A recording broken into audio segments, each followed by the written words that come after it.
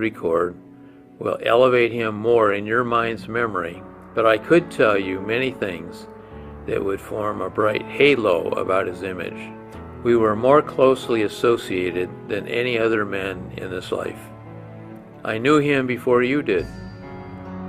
I see him now, so handsome, smiling on his fine black horse, booted and spurred with his easy seat, the impersonation of the gallant knight. We were at Shiloh together, at Oxford, at Corinth, at Jackson, at Vicksburg, at Meridian, and on this campaign. He had left me but a few minutes to place some of his troops in position and went through the woods by the same road he had come, and must have encountered the skirmish line of the rebels, which had made a circuit around the flank of Blair's troops. Though always active in person, amongst dangers to his appropriate duties, on this occasion he was not exposing himself. He rode over ground he had twice passed that same day, on which hundreds also had passed, by a narrow road to the rear of his established line. He had not gone from me half an hour before Colonel Clark of his staff rode up to me and reported that McPherson was dead or a prisoner in the hands of the enemy. He described that he had entered this road but a short distance in the woods, some 60 yards ahead of his staff and orderlies, when a loud volley of muskets was heard, and in an instant his fine black horse came out with 2 wounds and riderless. Very shortly thereafter, other members of his staff came to me with his body in an ambulance. We carried it to the house and laid it on a large table and examined the body. A bullet wound high up on the right breast was all that disfigured his person. All else was as he left me, save his watch and purse were gone. All this time the battle was raging hot and fierce, quite near us, and lest it should become necessary to burn the house in which we were, I directed his personal staff to convey the body to Marietta and then north to his family. I think he could not have lived 3 minutes after the fatal shot. He fell from his horse within 10 yards of the path or road along which he was riding. The lives of 1,000 men would not atone for that of McPherson, but so it is in this world. Some men, by falsehood and agitation, raise the storm which falls upon the young and honorable who become involved in its circle. Though the cannon booms now and the angry rattle of musketry tells me that I also will likely pay the same penalty, yet while life lasts I will delight in the memory of that bright, particular star which has gone before to prepare the way for us more hardened sinners who, hundreds and thousands of rebels, would have submitted to him who would not have submitted graciously to anybody else. W.T. Sherman.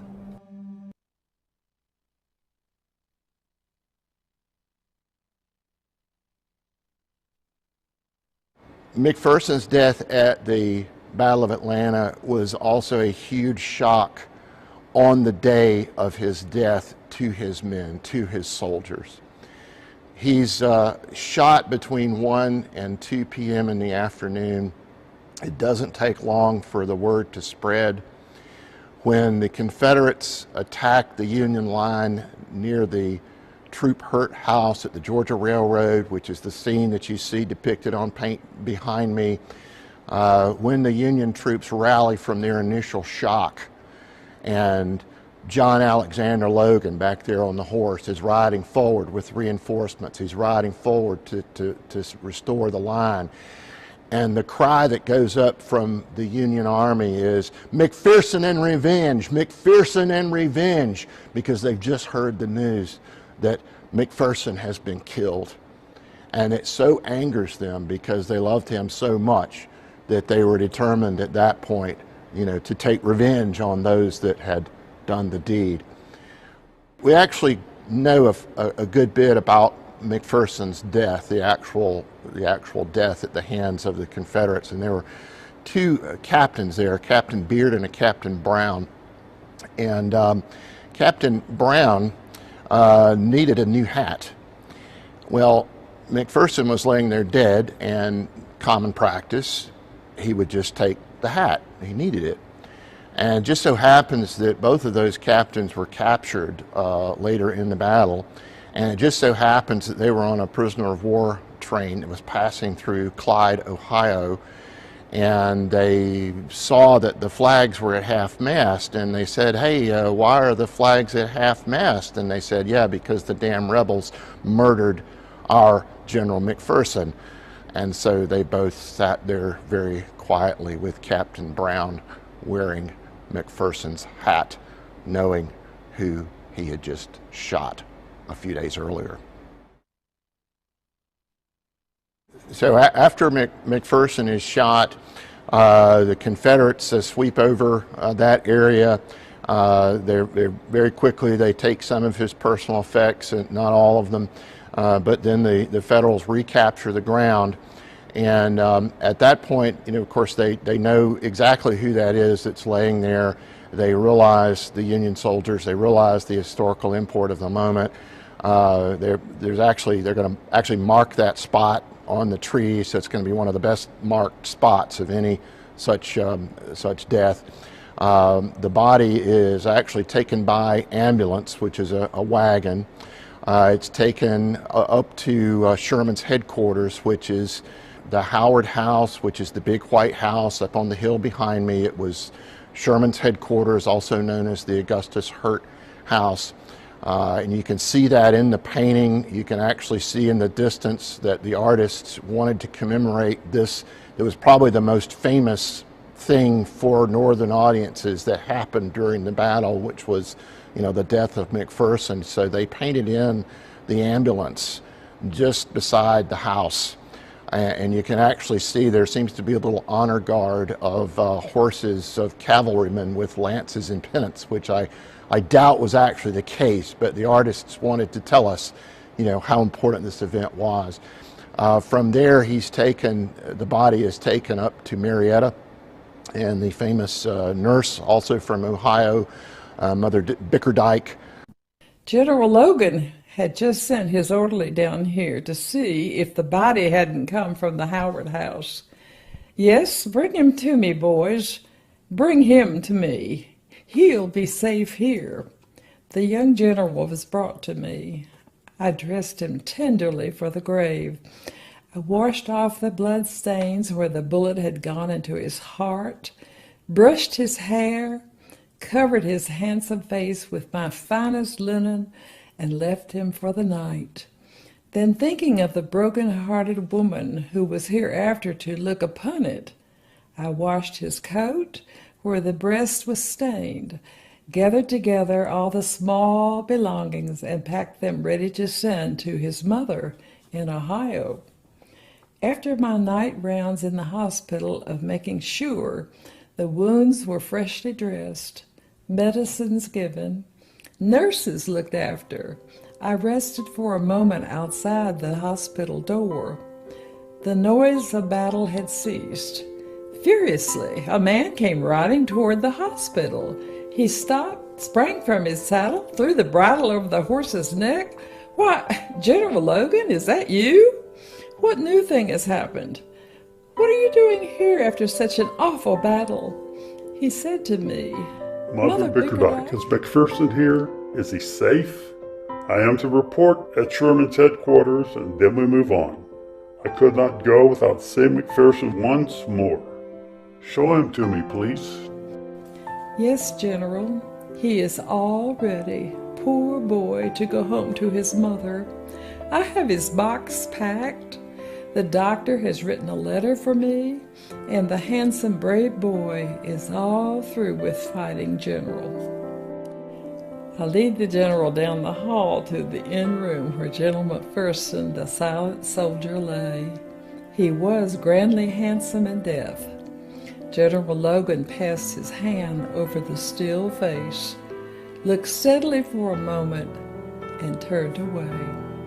He said to me, Yes, Mother, he's safe with you. I couldn't bear to think such a man as McPherson should be left alone in a place like this, and after such a battle. I must go. It will comfort Sherman, too. God bless you for all you do for the boys. I may be brought to you myself one of these days. General Logan crushed his soft old hat in his hand, brushed the glittering tears out of his big black eyes, and worn and weary with the awful day's work, smiled at me with a wordless farewell, and was off like a whirlwind to report to Sherman that the dead officer was safe. Over our entire land. With much respect, I remain your friend, Lydia Slocum.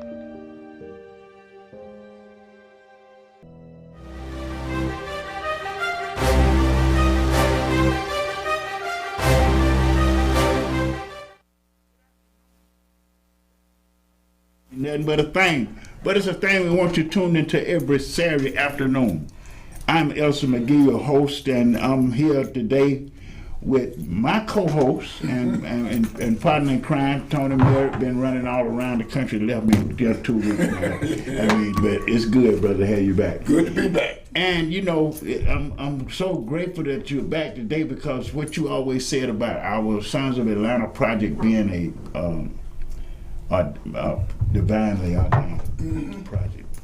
It got to be, because today, the film that you just saw was a part of a project that I'm connected to on a different level, and this young lady is, you know, the creator of the project, and she actually interviewed me for a part of this project, and I'm looking at Grant's letter, and I think that should be said to every one of the 240 plus young men that we are celebrating as the Sons of Atlanta, making it a local focus, you know, to what this democracy is all about, and what make people serve to the death, and have such a small group of individuals. I mean, when you think about it, less than 1% of the population in the country ever served in the U.S. military. Right. Okay.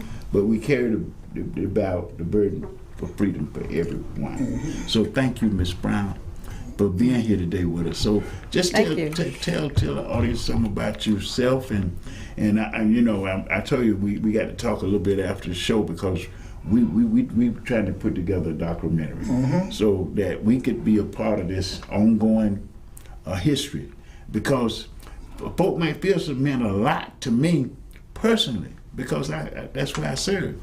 That's where I was discharged from. That's where I came back from Vietnam, one of the wounded of my generation. And to be a part of this project at this time, and seeing how it explains what we've been talking about, Tony, bringing the community together to address the problems that we have, because the U.S. military taught us how to do that. You know, it taught us how to live together, learn together, and serve together for a common idea. And that's what this project represents to us. Oh, that's great. I'm more than thrilled to talk about it, especially to see you again. My name is Althea Brown, and I'm a filmmaker here in Atlanta. I live in the area of Fort McPherson, or what really used to be Fort McPherson, and I think it was 7 years ago, had proposed a project where I knew that the walls would still be up for a long time, and I wanted to do oral histories to collect histories of those who work there, military and non as civilian, that work there, so that you get a feel of what that base was like. From different levels and from different generations. So I was able to start collecting the oral histories, and then the next step was to take photographs of those that I interviewed and put those on banners, and I really wanted to line the whole Fort McPherson wall, but I didn't have that many when I finally found funding, and funding means so much to an independent filmmaker. So I was able to do, 12 different ones and a one on the fort itself. I was so happy that I could get to the base historian through a Facebook connection type of thing, and he filled in the history of the base, and then the interviews, the oral histories, filled in the personal side of Fort McPherson. And that's the third part of the exhibit, was to have a documentary. This is a short documentary. There's so much more to McPherson himself personally that I want to tell, that I'm still working on that part, but this is just a part of the documentary that I finally was able to get finished. And you know, it melts to this idea that we talk about all the time, that Black history is American history. Yeah. And what we're trying to do with this Sons of Atlanta is to empower our community to understand the depths of our commitment and our contribution. You know, through the Yes. U.S. military. Yes. You know, because, you know, we look at the history of the U.S. military, and it's amazing history, but, you know, in parts of it, they separated it. You know, we just learned about some of the Black units, you know, tank units that we was talking about recently, and then the Memphis Marines and all of these things. And what we want to make military service personal, because it is personal to our community. And we need to understand that every year, at graduation time, every year, we have our young people still going into the U.S. military. And they're going into a better military today than we went into. Better in what way? Why you say that? Because it's more diversified. You know, we are, that's our strength. Americans need to understand that that's our strength. When all God's people come together, that's our strength. That's the strength that's going to give us the means to overcome. Oh, every day I wake up in my hometown, at least 2 mothers are crying. Just recently I heard in the West End where I grew up, 3 young people murdered. We can do something about this as a community, but we got to come together, all of us. And I think what you're doing is going to help. I hope so. I hope so. Because history don't need to repeat itself. No, it doesn't. I have a saying. My saying is, we navigate the future by knowing history.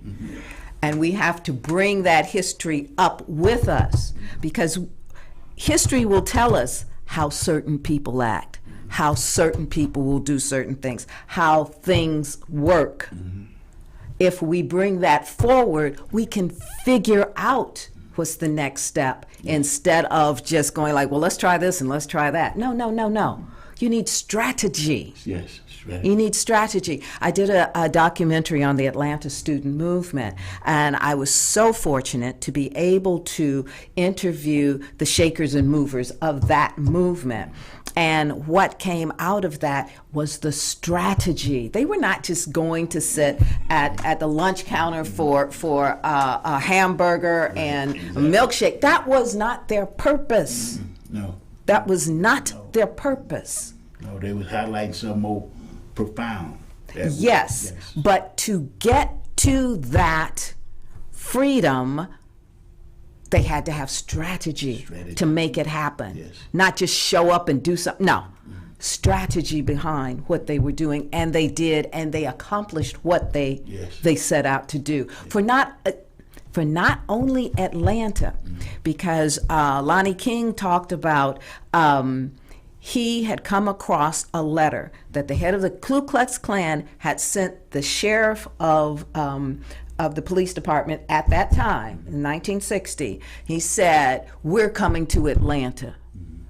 And that was supposed to scare everybody, of course. We're coming to Atlanta because if Atlanta falls, the South falls. And they knew it. Yes. And we are the bedrock of freedom for Black people in this country. You know, all of the leaders of the civil rights movement came from my hometown. And I think that it was a reason because of the spiritual depths. And I'm gonna just say that because I think a lot of time people think the movement got to be devoid of a spiritual presence. I think that I know Jose and Julian Barnes because I knew these brothers. You know, I had the privilege of interacting with them at some level. You know, Julian Barnes when I was a kid, you know, living on Drummond Street. Jose when I was an adult, you know, coming back in the community from incarceration, who he helped make sure that I had the means to get to be where I'm at now. You know, because of his military service, his understanding of the issues that we incur in service that have not been really recognized by the community on the level that they need to, and that's why we're down with Tony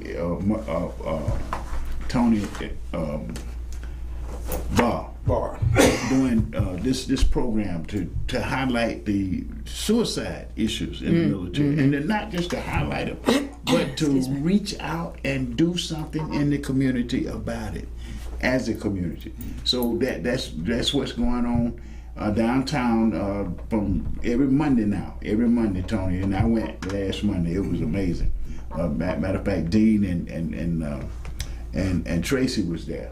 You know, it's a good kickoff because what we know for a fact because of our own service, the underusage of our community of the VA resources and benefits is contributory to a lot of these things, a lot of the issues in our community, especially with homeless veterans, you know, and with veteran families in crisis because they have been traumatized by the re-entry of their wounded. Well, you talk about spirituality, and that was the movement. I mean, when you start off, before you go for a march, prayer and singing, when you see them march across the Edmund Pettus Bridge, before they marched across that bridge, they did prayer, they knelt down and prayed.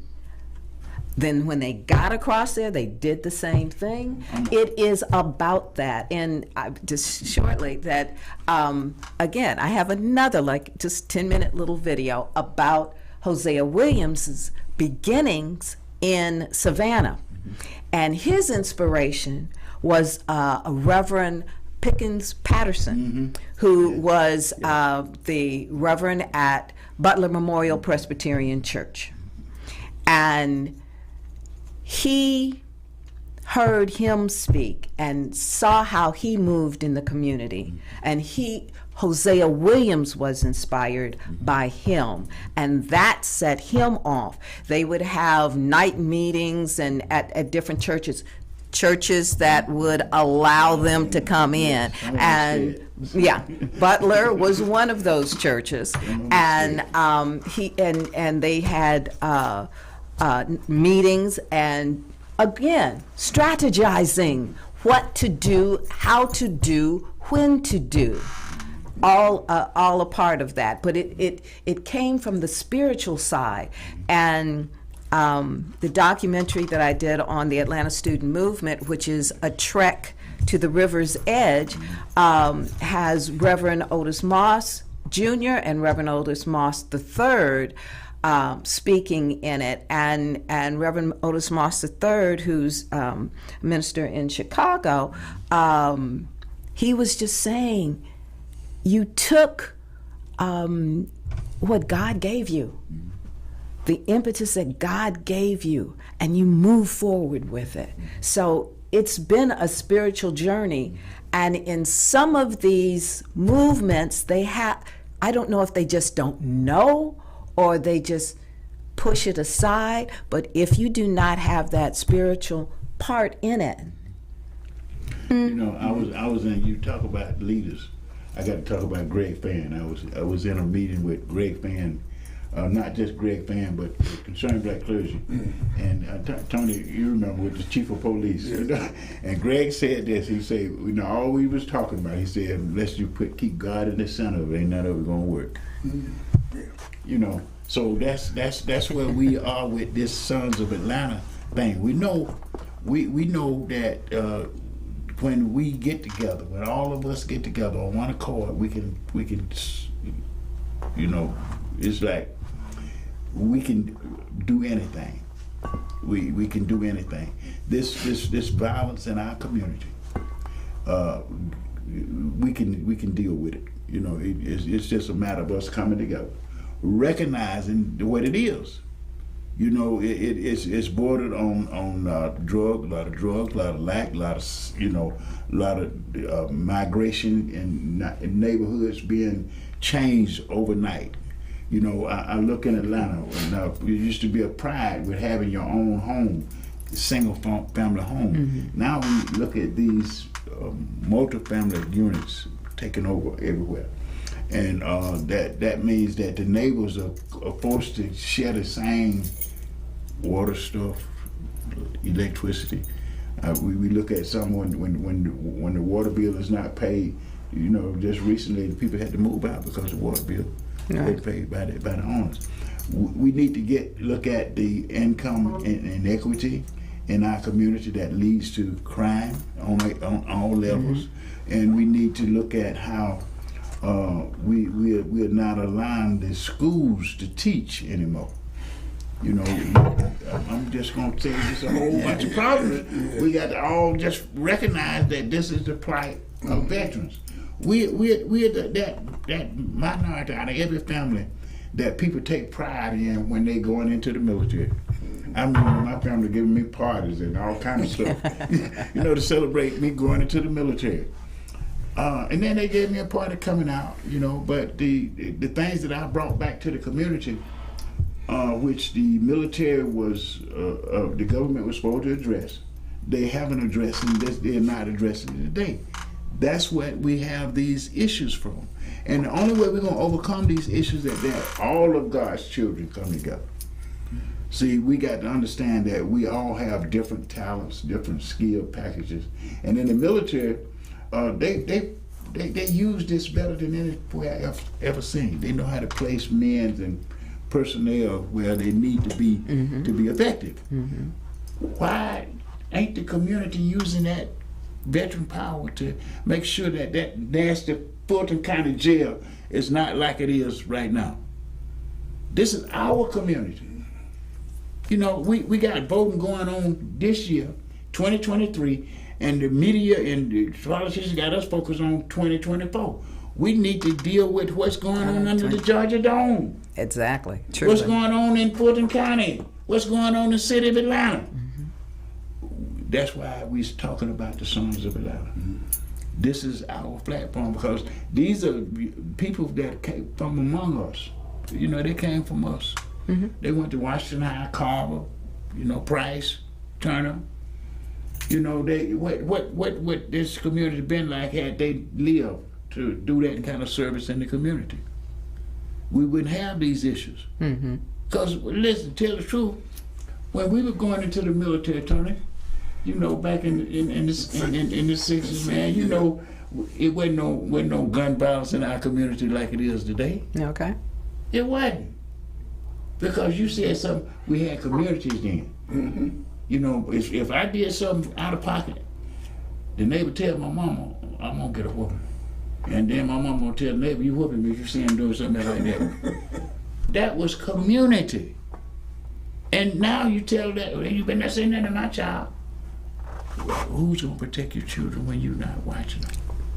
See, that's the flip of it that I don't think people understand. And that word needs to get out. Just what you said. Who's going to protect them when somebody comes against them if you can't hear us helping you work with them?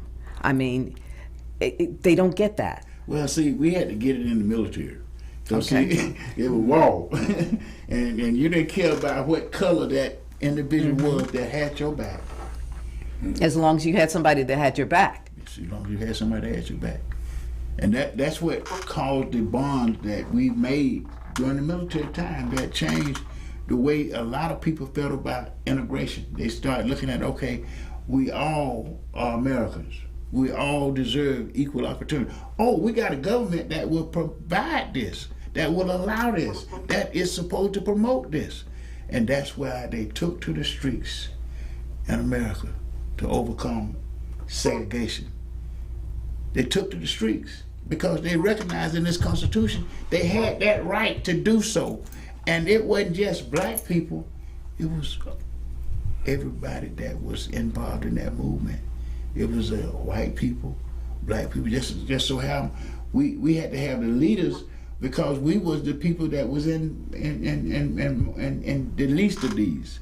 We was at the bottom rim of it. Now, we got all these millionaires, all these billionaires. They need to make sure that our community is progressing to the more perfect union by bringing us together, not separating us to try to keep control. See, if they separate us, divide and conquer. So the division that we got going in our community, because we can recognize this, I don't know who said, let each man perform the duty he's best suited for. We got to get the gist of that and look at how the military do it. They use all these multiple talents, young folks. But it's interesting to me that people don't understand that each individual has a talent. That is, and once you see, well, I sort of like to do this and I sort of like to do that, get trained in something so that you can expand on that and contribute to the whole. Now, I'm going to tell you something. Yesterday, Tony, I think not yesterday, I'm sorry, Thursday, at the Fulton County Veteran Empowerment Commission meeting, it was the most enlightened time we had because everything we lobbied for, they seeing it now. Because we had all these vendors, right? They got money out of the program that we lobbied for. And now they're coming together and they find out, well, you in the community, we doing basically the same thing, but I didn't know you. They're getting to know each other. This is one of the first vendors that going out in the community, reaching out to, we know that veterans with mental problems might not even have a family left. They down up under the bridge somewhere. They're in a crack house somewhere. They're in a liquor house somewhere. We got to reach out into the community where they're at and get them and give them the services that they need to overcome the condition that they're overcoming. And the only way we're gonna do that is by bringing everybody together. Them people was amazed at how all of them in the community together, and they've been out there for years and don't even know each other. But we was able to bring them together, Tony, in this setting, because they got their money. They got the money that we lobbied for them to get. So that gave us an opportunity. Let's call you, come here, listen, what you doing? The way we need to vet every one of these people that we're electing for office. Sure. See, we got too many people in government, in our governments, on every level, that ain't fit to serve. Because they ain't got an allegiance to the government that they're in. Anytime you gotta have some alternative facts when you start talking about who's charged for a crime. That's not the government I serve for. I serve for one that I pledge allegiance to it too. One nation, indivisible, with liberty and justice for all. See, when they start doing that justice for all, you start seeing all these young people, talented young people that was jumping up, becoming millionaires. They overcoming the income inequity. And the only way they're gonna continue to do that is that they are allowed to have these equal opportunities. Everybody got a talent. Let them prevail on their scale. You can't allow somebody to come to Fulton County under arrest and not go through the process that everybody else goes through if they charge for a crime. You don't have criminal offenders attacking the witnesses and threatening the witnesses and don't be shut up. You know, they got laws against that. We need equal protection, and our children need to be able to see it. Children need to be able to see it. They don't need to see the hypocrisies that we're seeing, because it caused them to don't have any confidence in anything. They don't. That's why they're losing respect for adults. We got so much hypocrisy. We done left the spiritual base of truth. We'll say anything. True. You know, so I'm so glad that you are here with this project, you know, because it's connecting, you know, it's connecting the history. That's what I'm trying to do, It's because connecting the I'm trying to history. let people know what the history was, and to be proud of that. Yes, absolutely. And see where you fit in there. You might have a place to move that history forward. Where do you fit in there? And what are your talents that you can give to the not only the movement but to the community? Yeah, to the nation. To the nation. Yeah. I think it was Kennedy said, ask not what the nation Country can do for you, but what you can do for your country. And everybody can contribute. We done seen it in the military. You watch these folks, man. I'm telling you what, some of the most proudest moments in my life right now is when I get a chance to go to the U.S. military base and see all these young, like some of them look like they should be ROTC folks, you know, young colored folks. Some of them look just like me, running stuff. Officers. You know, so this is why we say that the Sons of Atlanta project is a call to unity. You know, because we're gonna tell their story. You know, my friend Lewis Harmon, you know, he was killed in Vietnam. That was more shocking to me than the people that I watched being killed in Vietnam, that I was with. This was somebody that I look forward to seeing again, because when he was going to the military, I went to his going to the military party. He went to mine. When he was going to Vietnam, I went to his he went to mine. I didn't even know he was killed because my family didn't want me to know, because I was still in Vietnam. The value of these sacrifices are local. Why so? Why do you say that? Because we come from here. We come out of the communities. We come out of the schools. People know our families, so they can identify with this sacrifice. Lewis family. I mean, you look at all the families that we're talking about. We're talking about over 240-some families that have never had this conversation about why that child, why that loved one died. They need to have this conversation because it is a part of the history that they got to be proud of. That nobody else is going to tell it. You know, nobody else is going to write this history. Nobody else is going to do what you're doing. You know, because that was your calling. That was your anointing.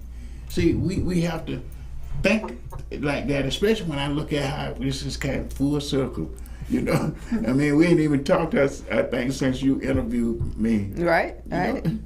I mean, just, you know, how God is able to do all things if we just believe and commit ourselves to doing it. You know, I when I'm in Bible study, sometimes I get a little loud in Bible study. I stop going for a minute because I want you to be a doer of the word. You know, knowing is good. Right. Knowing is good, but doing is better. Yes, it is. You know, sometimes I don't go to Bible study because I get all out of hand. I won't let people. I don't let the teachers teach. So I used to tell them all the time. I said, the pastor ain't never supposed to come to Bible study. You know, because he takes over. He go take it to a different level, because I don't want you just sitting up there being able to quote it. I want to see it in how you treat your neighbor, how you treat each other. Because if we don't see it in each other, how we gonna know it? See, that hypocrisy shows up to our children because they can see it, and it causes them to lack respect for authority figures. So they're looking to gains. They're looking at gains because all this stuff going on around them, they need to be. Well, you also need a sense of community. And that's what a gang provides for you, is a sense of community, a sense of camaraderie. And if you're not getting that in the schools or in the after-school activities, or in the home, where do you get it from? Well, you can go out in the streets and get that. Yeah. I mean, there are drug dealers out there that'll be glad to be your best friend. And they are the best friends of those in lack. There you go. They're the best friend of those in lack because they give them temporary relief. You know what was very interesting? I was listening to, by the way, I have to say this. The sponsor of the video that you saw was actually the city of Atlanta, so you helped pay for that, so thank you. But I was watching Rachel Maddow, and she was interviewing Hillary Clinton, who had written an article, and I don't remember which magazine or newspaper that it was in, but she was talking about how lonely people are. And because of that loneliness, they are able to be so successful and to groups that are negative, okay? And because they see them as, somebody I can talk to, somebody I can be with, somebody that would, I can hang out with. And that's, evidently, there's this big loneliness crisis going on in America in particular. And it shows up, it's becoming a multi-million-dollar business because now with AI and apps, you create your own boyfriend, you create your own girlfriend. I was a judge for a film festival, and one movie that came through was wonderfully done. It was a young lady meeting a young man. They liked each other, but every time they got a little close, he'd say, "Excuse me," and he'd go off someplace. And she'd see him talking on the phone. She'd go like, "This is weird." Eventually, she heard him say, "Mom." Well, then she said, "Well, are you going to ever introduce me to your mother?" And blah, blah, blah. And it turned out that he had an app that was an AI app that he had created his mother on because both his parents had died. And this app would say things like, "Oh, you're so good at that. You can do this. Oh, isn't that nice?" All kinds of things that he needed to hear to pump him up. And so they had to come to a reckoning because he was listening to a freaking app for his sustenance, for his positivity. And you know what? See, that has been something that I discussed with my granddaughter about my great-grandbaby, my baby. She had a tablet ever since she was 3 years old. And that's the babysitter. And I tell her all the time, I say, you can't let her become so detached from human interaction that she start relying on this tablet, because every time she comes in the house now, she gonna jump on my lap. She got the tablet. She finna show me something on the tablet. She ain't finna listen to nothing I got to say. now she's 6 years old. She done popped up. Now they get smart, but I think it's a detachment in that smartness that is taking place too. The human interaction. Yeah.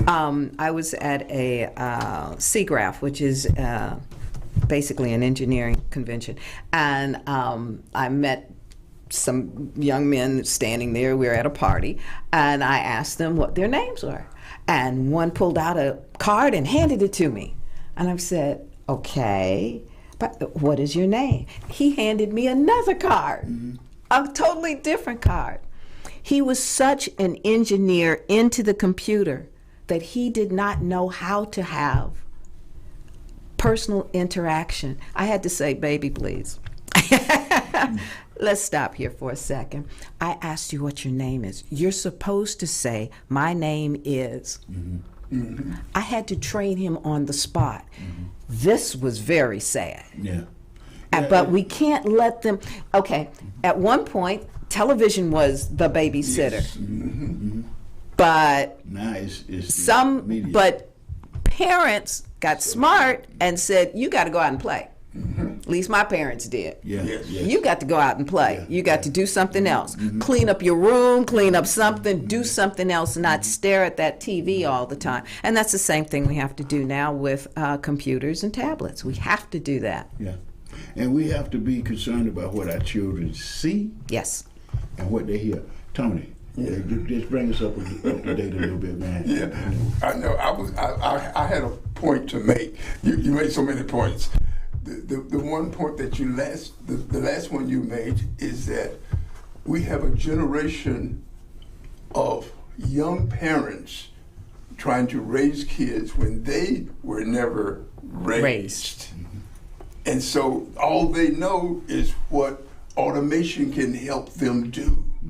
And as a result, they don't have that interaction. And they wonder why they're having challenges communicating with their kids because they were never communicated to on a one-on-one situation or a personal situation. So as a result, how can they now know how to do that? Because if it's not something, like you said, they found on an app that taught them how to do that, then they're completely lost. And so we have a generation of people that are being raised by artificial intelligence. It may not be totally, but there are elements of artificial intelligence that is affecting the way they interact with other people. And so we have a challenge. We have a challenge because they're very comfortable with that. I mean, they're they know how to interact with them and get all the information and the answers that they're looking for through artificial intelligence, where some of us went to books, but most of us, we went to our parents. You know, they pulled us over and they set us down and they said this. If they did, you had grandparents. We had family. And so community, back again. Yeah. And so there was always somebody that you could interact with, where this Generation X, they don't have that. And so we're dealing with something. Or they don't know how to interact, and that's also what you're saying. That is correct. That is correct. Yes. Okay. We only got a few minutes. I just need to make a couple of announcements. Goodwill Job Fair, October the 5th. Got a lot of people coming out there at Greenbrier Mall. You know, if you've got somebody in your family that need a job, they got airport coming out, Material Motions, UPS, Hearts for Healing, American Insulation Glass. They got a bunch of folks coming out, even Delta. If you need a job, you know, I know right now a lot of strikes are going on. People are looking for higher wages, and that's a good thing, but you need a job. So this job fair is there. For the veterans in the community needing mental health care, every Monday from 10 to noon at the First Congregational Church of Atlanta at 105 Copeland Street. You know, come down, you can just walk in. It's a good entry for those young people that are not connected with the VA. We hopefully this will connect people with the VA that need to be connected with the VA to get the benefits that they've earned. Tony. Okay. You got anything? Yes. You got anything you want to make announcements for? No, I'm good. Okay, so you can like us on Facebook, follow us on Instagram, and share us with everybody in the community, because this is a community voice. See you next week, same time. Yeah.